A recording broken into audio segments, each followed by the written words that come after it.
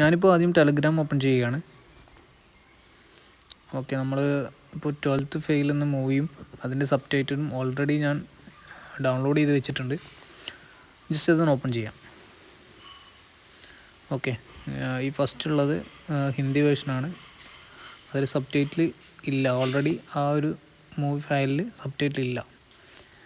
Okay, ഞാനത് open ചെയ്ത് just share tap ചെയ്യാം.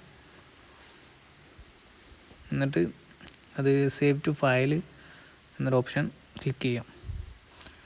ശേഷം നമ്മുടെ VLC ഫയലിൽ അത് സേവ് ചെയ്യുക, ആ ഫയൽ.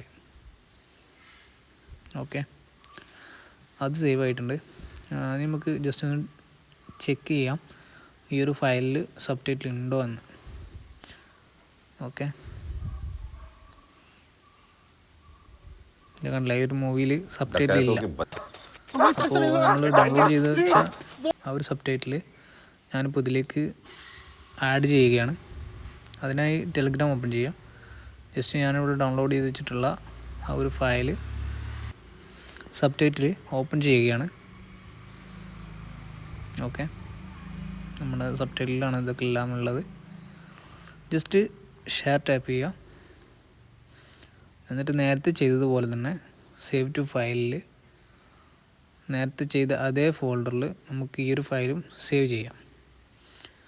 ഓക്കെ, ഇനി ഫയൽ ഓപ്പൺ ചെയ്യുക.